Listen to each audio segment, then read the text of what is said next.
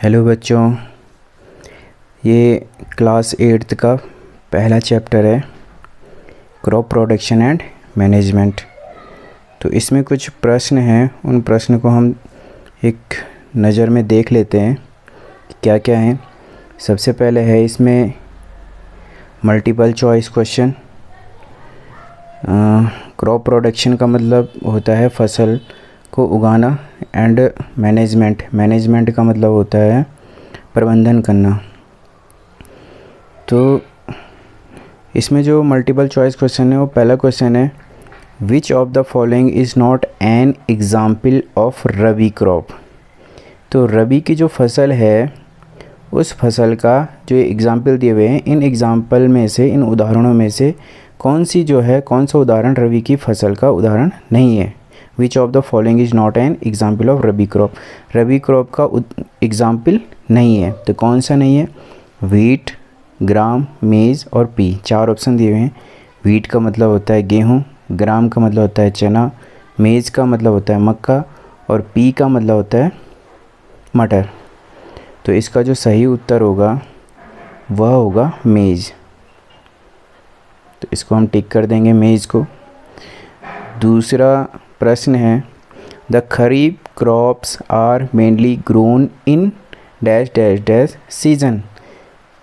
मतलब जो खरीफ की फसल है वह इस मौसम में उगाई जाती है। इन चारों में से किस मौसम में उगाई जाती है। समर, विंटर, रेनी और ऑटोमन। तो जो खरीफ की जो फसल होती है वह रेनी सीजन में उगाई जाती है। तो देख लेते हैं रबी और खरीफ की फसल क्या क्या हैं।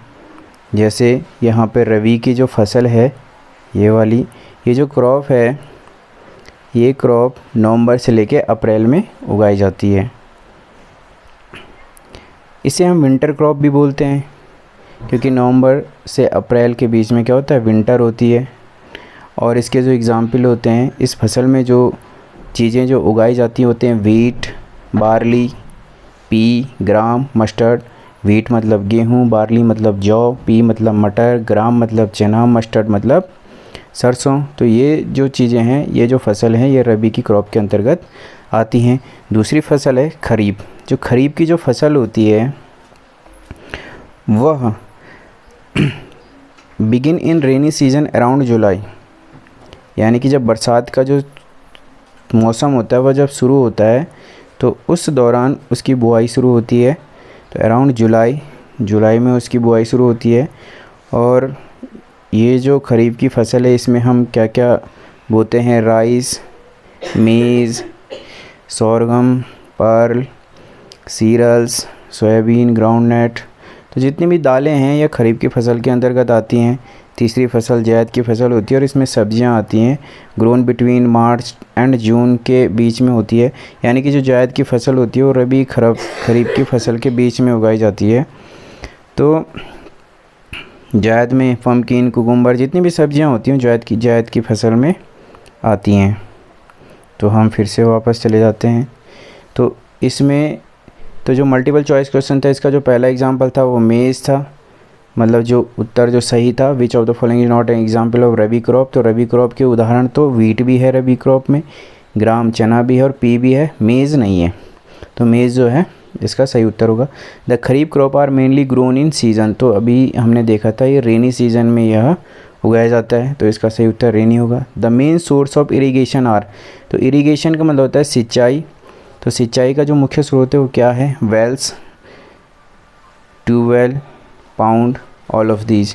तो मुझे लगता है कि जो सिंचाई है वो सभी से होती है, बल्कि लगता नहीं है बल्कि होती ही है। वेल कुएँ, ट्यूबवेल से और पाउंड जो तालाब होते हैं, इन सभी से जो है सिंचाई की जाती है अलग अलग क्षेत्रों में। जहाँ जिस हिसाब का संसाधन मौजूद होता है वहाँ उस हिसाब से सिंचाई की जाती है। चौथा जो प्रश्न है, cod liver oil is rich in. तो कॉड लीवर ऑयल होता है मछली का तेल। तो मछली का जो लीवर होती है उस लीवर से जो है यह तेल निकाला जाता है और ये विटामिन डी का जो है बहुत बड़ा स्रोत होता है। तो क्या होता है इसमें, विटामिन डी, तो इसका स्रोत है। तो इसका जो सही उत्तर होगा विटामिन डी होगा।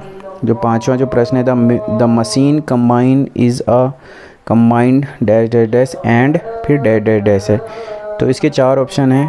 फर्स्ट है प्लग, लीवलर, बी में प्लग हार्वेस्टर, सी में हार्वेस्टर थ्रेशर, डी में लेवलर थ्रेशर।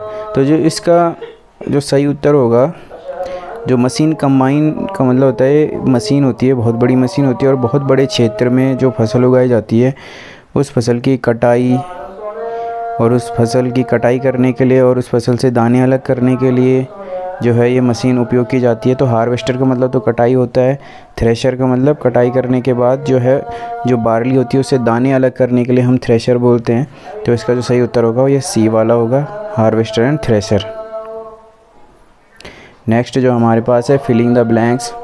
तो फिलिंग द ब्लैंक्स में जो पहला है, sprinkler is a very useful for dash dash dash soil. तो स्प्रिंकलर जो होता है वो एक छोटा सा मशीन टाइप की होती है जिसे खेत में जो है पानी की सिंचाई की जाती है, छिड़काव किया जाता है, जिससे जैसे बारिश की बूंदें ज़मीन पर पड़ती हैं वैसे ही स्प्रिंकलर क्या करता है, सेम बारिश की तरह ही जो है पानी को अलग अलग और समान मात्रा में जो है खेत में फेंकता है। तो ये बहुत यूज़फुल होता है सैंडी सॉइल के लिए। सैंडी सॉइल के लिए इसलिए, सैंडी मतलब रेतीली जो मिट्टी होती है उसके लिए होता है, क्योंकि रेतीली मिट्टी बहुत जल्दी सूख जाती है, हवा आने पर उड़ जाती है। तो जो स्प्रिंकलर होता है वह लगातार पानी की जो है पानी जो है समान मात्रा में खेत में पहुंचाता रहता है, जिससे जो है नमी खेत में बनी रहती है और जो उड़ने वाली मिट्टी होती है वह भी नीचे बैठ जाती है। तो स्प्रिंकलर जो है वो बहुत यूज़फुल है सैंडी सॉइल के लिए। नेक्स्ट है burning of stub left in field leads to तो मैंने आंसर यहाँ पे लिखा हुआ पॉल्यूशन। बर्निंग ऑफ स्टब्स का मतलब होता है जो खेत में झाड़ झंकार या छोटे छोटे जो टुकड़े होते हैं वह उनको जलाया जाता है, तो वो जो है लीड्स टू पॉल्यूशन। तो उससे जो है पॉल्यूशन तो होता ही है, लेकिन अगर वो डिकम्पोज हो जाए तो खेत के लिए एक अच्छा उर्वरक भी बन जाता है। तो यहाँ पर तो इसका आंसर क्या है, पॉल्यूशन है। ये जो 8वां प्रश्न है ये है अ फर्टिलाइज़र इज़ प्रिपेयर्ड इन। तो फर्टिलाइज़र क्या होते हैं, उर्वरक होते हैं जो हम फसल को कीटों से बचाने के लिए अच्छी खाद के रूप में इनका प्रयोग करते हैं, तो उन्हीं को हम फर्टिलाइज़र कहते हैं। ये प्रिपेयर्ड होते हैं किस में, फैक्ट्री में ये बनाए जाते हैं। तो इसका आंसर जो है फैक्ट्री का, यहाँ पे फैक्ट्री भरा जाएगा। 9वां जो प्रश्न है, the crop can be classified on the basis of the dash dash dash in which they grow. The crops can be classified मतलब हम जो फसल है उसको वर्गीकृत कर सकते हैं on the basis of the किस आधार पर, dash dash dash in which they grow. तो इसका जो सही उत्तर होगा सीजन, यानी कि मौसम के अनुसार हम जो है फसल को वर्गीकृत कर सकते हैं। जो 10वां प्रश्न है, separation of grain from the chaff is called threshing. Chaff का मतलब होता है भूसा, ग्रेन का मतलब दाना, फसल का दाना, जो बार्ली के अंदर जो दाना होता है। सेपरेशन का मतलब होता है अलग करना। तो separation of the grain from the chaff is called threshing. Threshing का मतलब क्या होता है कि जो बार्ली है उससे दाने को अलग करना। तो separation of grain from chaff यानी कि भूसे से दाने को अलग करना क्या कहलाता है, थ्रेसिंग कहलाता है। अब आते हैं हम ट्रू और फॉल्स में। ट्रू का मतलब सही है, फॉल्स का मतलब गलत है। ट्रू और false for the following statements. तो इसमें जो 11 प्रश्न है, beans, peas and green gram are example of cereal. Cereals का मतलब होता है दाल। तो बीन्स तो सब्जी में आता है, ग्रीन ग्राम भी सब्जी में आता है, पी भी चना भी मटर भी जो है सब्जी में आता है, ग्रीन ग्राम हरा जो चना होता है वो भी सब्जी में आता है।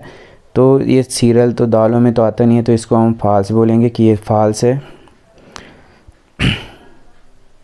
12th जो क्वेश्चन है वो, pulses and vegetables are grown in summer season at many places. तो पल्सेस दाल और सब्जियां जो हैं वह गर्मियों में जो हैं उगाई जाती हैं बहुत सारे स्थानों में। तो ये ट्रू है, तो वाकई में बहुत सारे स्थानों में जो है दालें और सब्जियां उगाई जाती हैं गर्मियों में।